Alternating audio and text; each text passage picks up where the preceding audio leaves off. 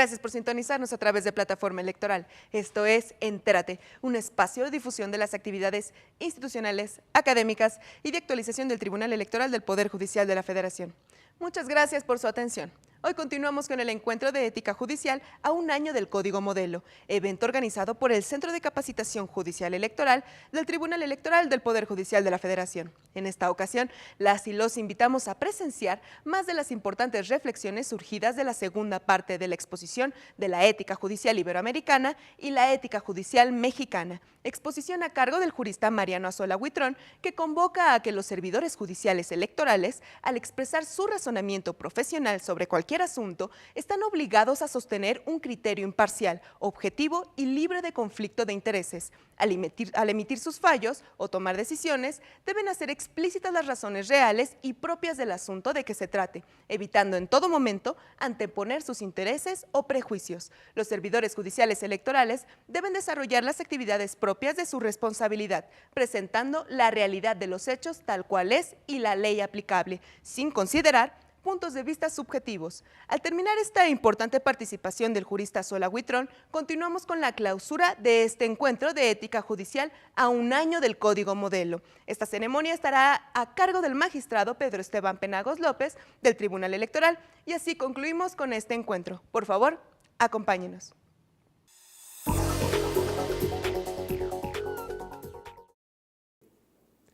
No faltan personas que ven con una especie de desprecio burlón a la ética. Y yo creo que de ello tienen un poco la culpa quienes desde la primaria y la secundaria, cuando se ha hablado de derecho, se trata de destacar que el derecho tiene las normas obligatorias porque son coactivas. De lo cual fácilmente deriva que las normas que no son jurídicas no son obligatorias, sino que son especies de recomendaciones con las que cada quien cumple si se le da la gana y si no cumple con ellas no tiene que tener el menor remordimiento de conciencia. En otras palabras, como que la presentación de un derecho como algo obligatorio va a tener la contrapartida de que otro tipo de normas no se les dé importancia.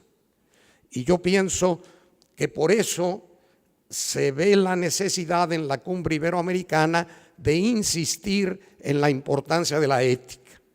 Y además, de manera personal, pienso que es mucho más sólido lo que se consigue cuando la persona se convence de la bondad de una norma ética que lo que se consigue cuando se aplican las normas jurídicas, porque en este último caso se pueden burlar las normas jurídicas y precisamente es uno de los males de la época. ¿Por qué existe impunidad?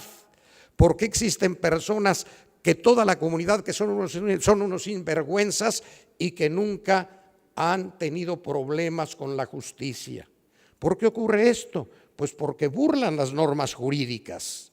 En cambio, cuando se consigue que las personas den importancia a las normas éticas, esto va a ser producto de su convencimiento personal y va a tener mucho más fuerza que el acatar las normas jurídicas. Y naturalmente, una norma ética es la obligación de acatar las normas jurídicas, con lo que propiamente se reforzaría el cumplimiento de las normas jurídicas, porque yo estoy obligado a cumplir con las normas que un cuerpo legislativo considero indispensables para el funcionamiento de la sociedad y me va a preocupar poco el que me vayan a castigar o no me vayan a castigar según cumpla o viole las normas. No, yo estaré convencido que debo dar mi aportación a la sociedad cumpliendo con las normas jurídicas. De aquí también derivaría otro punto muy importante de la norma ética, y que es para mí la confianza en el ser humano. Confianza en los órganos impartidores de justicia es la aspiración que se debe tener al actuar éticamente. Los jueces deben aspirar a que la sociedad confíe en ellos, pero también el juez y sus colaboradores, cuando están actuando en el desempeño de sus funciones, deben recibir la confianza de sus superiores. Deben saber que las normas éticas, aun cuando pueden ser motivo de algún órgano que juzgue del comportamiento ético, nunca van a tener como consecuencia en que a alguien se le sancione. Tengo pues el orgullo de formar parte de la Junta de Honor del Tribunal Federal de Justicia Fiscal y Administrativa, y uno de los miembros de la Junta es don Juan Díaz Romero, prestigiadísimo ministro de la Corte, mi antecesor en el instituto, y él pone especial hincapié en este aspecto no coactivo, no sancionador de las normas éticas. Cuando tenemos un caso concreto, él se preocupa porque ni siquiera se dé el nombre de la persona respecto de la cual se va a decir que incurrió en una falta ética. Y naturalmente tampoco se le va a sancionar, simplemente se le tendrá confianza en que como ser humano puede corregir ese comportamiento equivocado que tuvo y rectificar el camino, que esto es propiamente lo que deriva del principio de libertad responsable. Yo debo ejercer mi libertad, yo debo elegir bien el bien, debo pensar para ello y debo contar con todos los apoyos necesarios para que mi pensamiento sea atinado. Y aquí es donde se produce un fenómeno que pienso existe en este momento. Ojalá que ninguno de los que están aquí lo haya hecho coactivamente, por amenaza del jefe que les mandó venir aquí y los castigaría si no asistieran. Y si se da esa situación, pues yo los invito a que en este momento rectifiquen su presencia con esa motivación. Esto lleva a presumir que ustedes no son de los que desprecian burlonamente las normas éticas, sino que ustedes de algún modo están convencidos que debe buscarse el comportamiento ético. Y no faltaría quien dijera, ¿y entonces para qué asisten a estos eventos? ¿Para qué leen un código de ética? ¿Para qué leen un libro de ética? Pues precisamente para fortalecer lo que muchas veces, si no hace uno esto, se va debilitando y de pronto con toda facilidad cae uno en las tentaciones. El juez decide conflictos y por lo mismo, tanto él como sus colaboradores pueden ser tentados.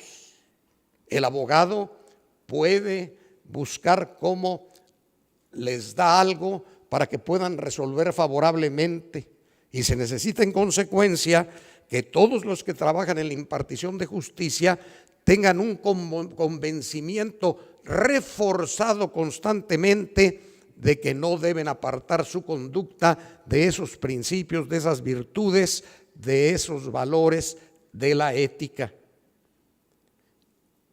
Y la respuesta a ello es que prive un ambiente de confianza. También deben entender que para que exista ese buen trabajo de un órgano jurisdiccional, es indispensable la armonía que lleva a la paz entre todos los que trabajan en cada uno de los órganos jurisdiccionales, que todos deben estar preocupados no solamente por estudiar bien los asuntos y dictar bonitas sentencias, sino deben estar preocupados por crear un ambiente de humanismo, de respeto profundo a la dignidad de todos los compañeros, para que de ese modo se esté dando incluso ante los justiciables y los abogados la muestra de cómo se puede trabajar con calidad humana en la impartición de justicia. Y aquí destacaría yo algo relacionado con la justicia electoral. Hay veces que pienso que nos quedamos en algo que para mí es solamente preliminar, que la justicia electoral tiende a purificar cualquier problema, cualquier vicio que se haya dado en un proceso electoral o en eventos anteriores relacionados con los derechos político-electorales de los ciudadanos, con los partidos políticos, etcétera, etcétera. Y yo digo, ¿y para qué sirve todo esto? Pues sirve para que funcione la democracia. ¿Y para qué debe funcionar la democracia? Pues para que todos los gobernantes de los diferentes partidos políticos, todos los gobernantes de los distintos poderes sean ejemplares, porque precisamente la democracia establece el mecanismo idóneo para que los gobernados, formados democráticamente, utilicen esas elecciones para favorecer con su voto a quien reúna los requisitos idóneos, sobre todo cuando ha tenido oportunidad ya de demostrar que sabe comportarse como servidor público que está buscando el bien de la comunidad. Eso es lo que finalmente se debe conseguir cuando hay una justicia electoral, el que se cree un ambiente adecuado para que la democracia verdaderamente funcione. Y aquí es donde vamos a ver los grandes peligros a los que específicamente están sujetos los órganos y los tribunales electorales, que ahí tristemente se van a dar los intereses de grupo, tristemente se van a dar los arribistas que quieren llegar al poder para servirse de él en su propio beneficio, se van a dar los grupos que tratan precisamente de dominar a una comunidad para darles la idea, y eso es la demagogia, de que hay una gran democracia cuando en realidad están sometiéndolos a su servicio para ellos sacar todos sus beneficios. ¿Y cuántas veces esos problemas que estamos enfrentando de corrupción, de mafia organizada, etcétera, etcétera, parten de la colusión con grupos políticos que triunfan en las elecciones y que están deformando lo que es el sistema democrático que se persigue? Y todos en ello tenemos que desempeñar algún papel. Ojalá pues que ustedes, cuando piensen en esa relación entre el papel iberoamericano de la ética y el papel nacional de la ética, se comprometan a buscar que se cumplan esos principios que aparecen con sus características en el Código Modelo Iberoamericano de Ética Judicial y los que aparecen en el Código de Ética del Poder Judicial de la Federación y en el Código Modelo de Ética Electoral, Judicial Electoral también de México. ¿Cuáles son esos principios? Y con esto concluiría, porque ya la magistrada de Brasil nos dijo algo. El Código Modelo Iberoamericano de Ética Judicial, que fue elaborado por dos grandes juristas, Rodolfo Luis Vigo y Manuel Atienza, tiene 15 principios. La capacitación, bueno, ¿quién puede llegar a sostener válidamente que un juez, que un secretario de un juez, que un oficial judicial de un juez debe ser un incapacitado? No, debe tener capacidad, y si además en el campo del derecho vemos que hay un dinamismo en que van perfeccionándose las instituciones jurídicas, las reglas de cómo se debe juzgar, pues esto obviamente supone una capacitación permanente. Esto lleva a los conocimientos.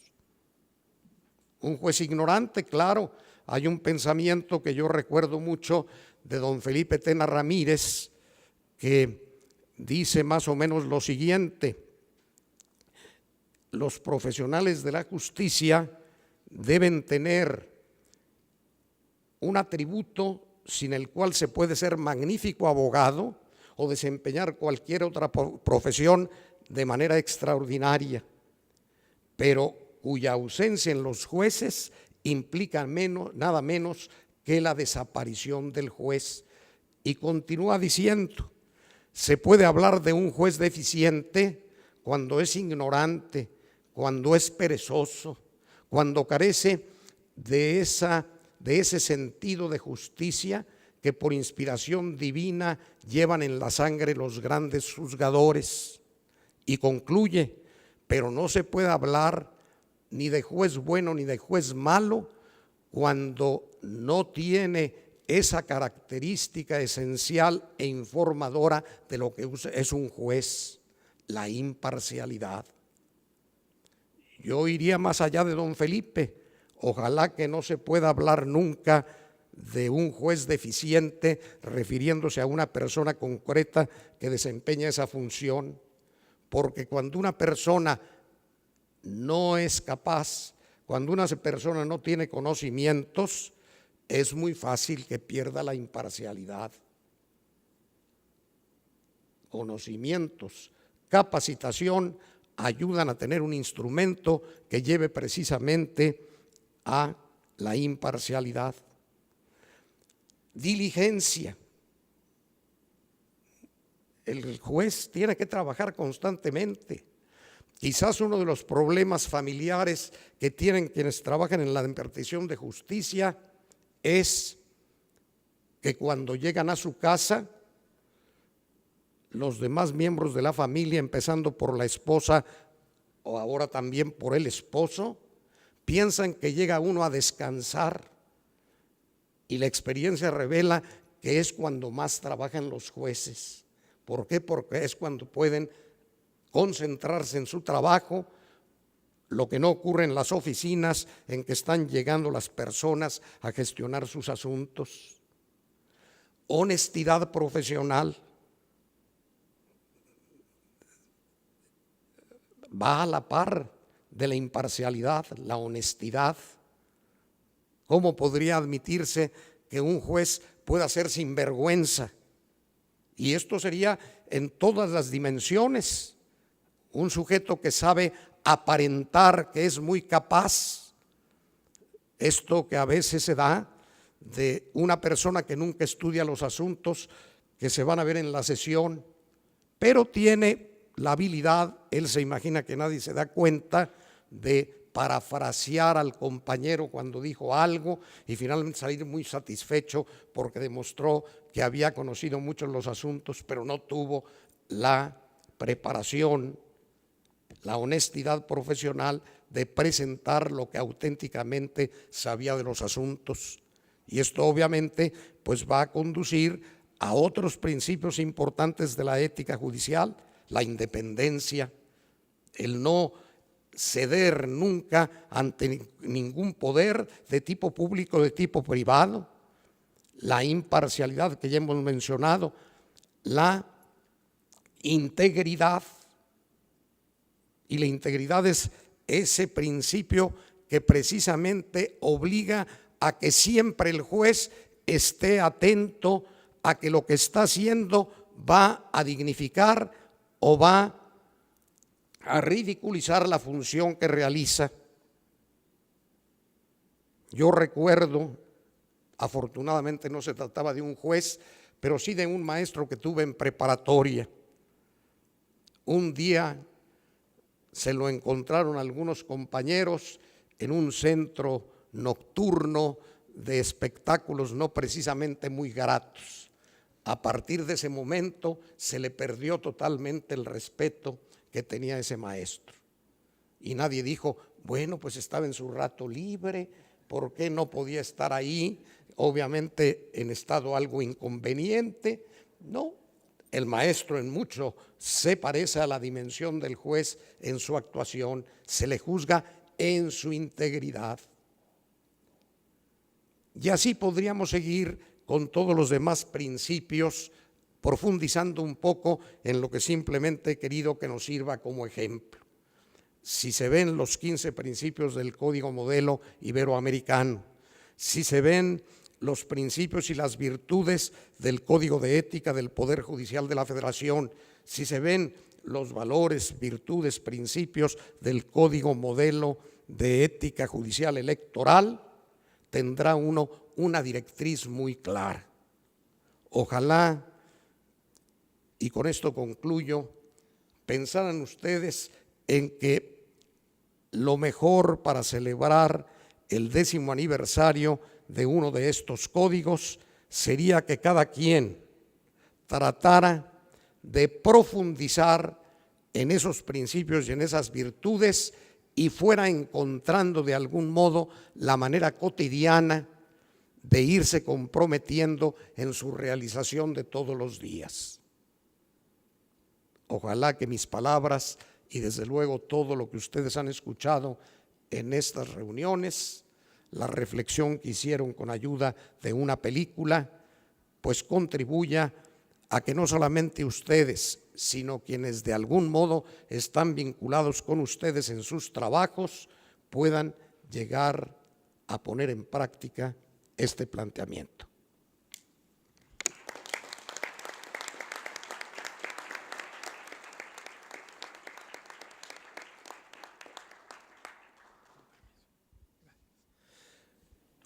Muchísimas gracias, señor ministro, don Mariano Azuela Huitrón, sobre todo por recordarnos o invitarnos a reflexionar, como usted bien lo dice, en torno a por qué y para qué estamos aquí y hemos compartido estas muy fructíferas jornadas ayer y hoy. Muchísimas gracias.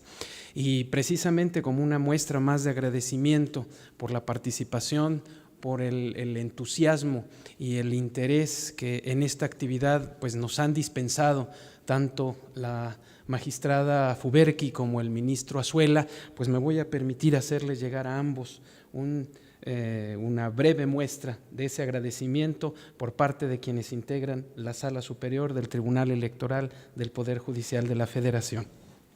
Muchísimas gracias.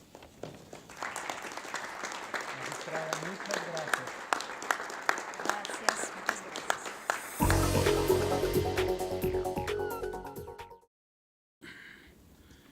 Señor ministro en retiro, don Mariano Azuela Huitrón, secretario ejecutivo de la Comisión Iberoamericana de Ética Judicial y director del Instituto de Investigaciones Jurisprudenciales y de Promoción y Difusión de la Ética Judicial de la Suprema Corte de Justicia de la Nación, ha sido, desde luego, como en todas las ocasiones que le he escuchado, un verdadero placer, un verdadero honor tener la oportunidad de escuchar sus palabras.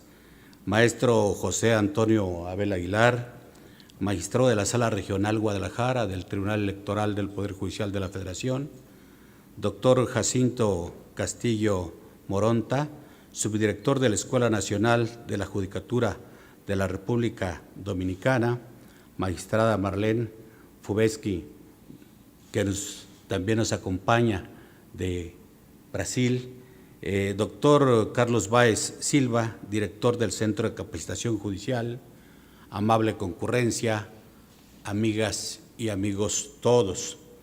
Es un honor acudir en esta ocasión en representación del magistrado presidente, la magistrada y los magistrados de la Sala Superior del Tribunal Electoral del Poder Judicial de la Federación al acto de clausura de este encuentro de ética judicial electoral a un año del Código Modelo de Ética, así como a la ceremonia de entrega de certificaciones a los participantes del curso virtual de Ética Judicial Electoral que fue posible gracias al esfuerzo conjunto de la Comisión Iberoamericana de Ética Judicial, el Instituto de Investigaciones Jurisprudenciales y de Promoción y Difusión de la Ética Judicial de la Suprema Corte de Justicia de la Nación y de la Escuela Nacional de la Judicatura de la República Dominicana, además del Tribunal Electoral del Poder Judicial de la Federación, cuyo principal objetivo fue analizar los principios, valores y virtudes previstos en el Código Iberoamericano de Ética Judicial para compararlos con otros instrumentos de esa materia en la región, como es en el caso nuestro el Código Modelo de Ética Judicial Electoral. En nuestra experiencia, la viabilidad de la jurisdicción solo es posible si se cuenta con servidores públicos altamente capacitados, no solo desde el punto de vista técnico, sino también ético. Ello porque el oficio de juzgar debe desempeñarse a la luz de la ciencia, la prudencia y la conciencia. Es decir, un juez, además de conocer el derecho y justificar razonablemente sus determinaciones, debe conducirse con probidad, tanto de iure como de facto. Recordemos que Aristóteles decía que cuando están en desacuerdo, los hombres acuden al juez, pues representa la justicia, pero para ello el juez no solo debe conocer el derecho, sino realizar además un juicio prudencial con valores éticos para el desempeño de la función. De manera que la justicia solo es posible cuando el juez conoce a fondo el derecho y lo aplica a través de una interpretación prudencial realizada a la luz de valores éticos universales. De ahí que tenga plena vigencia el adagio de Catón, vir bonus et dicendi peritus, esto es, que para ser buen juez es necesario ser buena persona.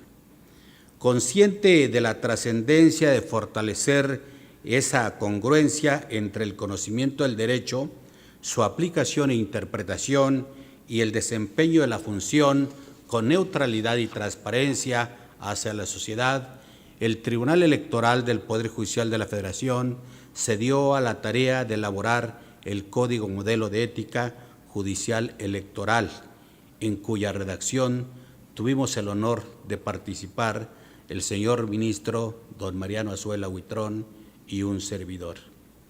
Este código distingue los principios generales de la función jurisdiccional, como son los de excelencia, objetividad, imparcialidad, profesionalismo e independencia externa, de los principios éticos específicos como el respeto y apego a la Constitución, a los tratados internacionales y a los ordenamientos jurídicos vigentes o aplicables, así como a la neutralidad, independencia de sí mismos, transparencia, actitud de servicio, minuciosidad y exhaustividad en el desempeño de nuestras funciones. La observancia de estos valores éticos por parte de los juzgadores contribuye a la consolidación de un criterio libre de todo conflicto de intereses personales que garantice neutralidad a la sociedad. Recordemos que los jueces no son seres aislados, sino seres humanos que comparten con sus semejantes anhelos e ilusiones y el deseo de un mundo mejor, más justo y más digno. Sin embargo, dada la trascendencia de la función que realiza ante la sociedad, es necesario que practiquen aquellas virtudes que contribuyan a conservar su neutralidad, independencia y objetividad. Los únicos colores que pueden portar los jueces son los de la Constitución, de los tratados internacionales, los de los ordenamientos legales, enarbolados por la razón, la prudencia, la neutralidad y la independencia de sí mismos, como bien dice Zaglebesky. Así, es importante que el juez atienda a criterios de transparencia en el ejercicio de su función, de tal manera que su actuar la lleve a cabo como en casa de cristal, que permita a los legítimamente interesados el libre acceso a la información que sirve de sustento a sus determinaciones y en su momento a los ciudadanos en general. Asimismo, es necesario que el juzgador adopte una actitud de servicio de atención personalizada, sin más demora, atienda a las partes, porque este constituye un matiz humanista esencial para fortalecer la confianza con la ciudadanía. Pues, como bien dice Václav Havel, las instituciones sin rostro humano devienen en frías y lejanas con respecto a quienes se deben. Por el contrario, sabemos que la cercanía y la calidez de estas, a través de quienes las integran, fomentan la confianza que demanda la ciudadanía. Por ello, es necesario difundir los postulados del Código Modelo de Ética entre los servidores públicos de la jurisdicción electoral, entre otras, con actos como el presente, así como en la sociedad o a la sociedad en general.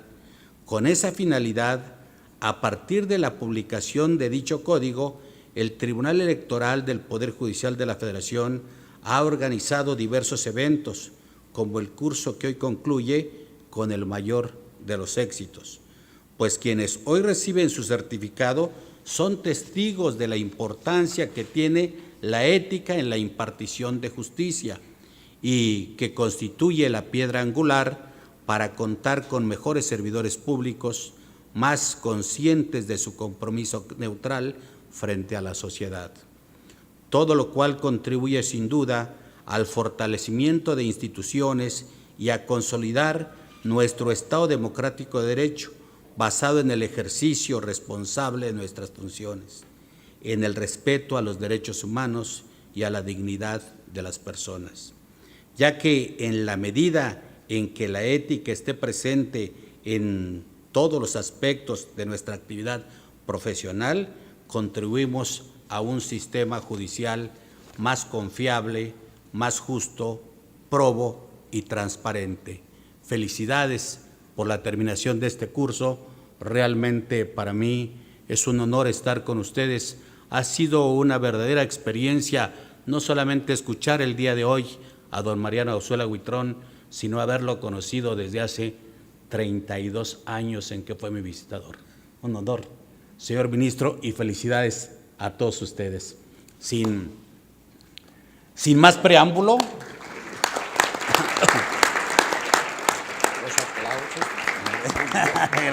los aplaudo a ustedes.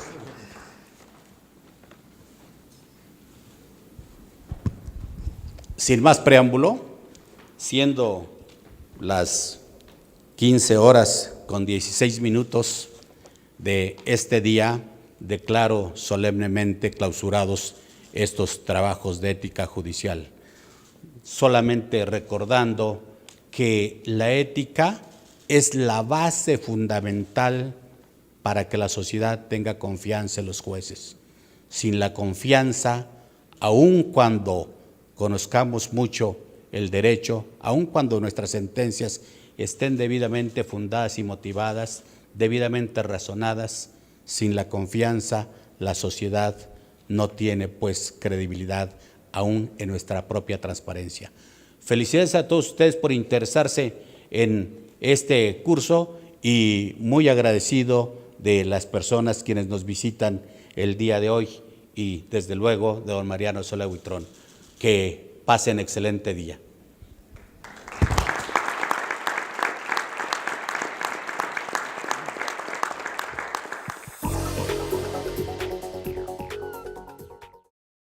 Los esperamos en una próxima emisión de Entérate, con lo más destacado de las actividades institucionales, académicas y de actualización del Tribunal Electoral del Poder Judicial de la Federación. Agradecemos su valiosa compañía. Soy Roxana Noriega. Hasta la próxima.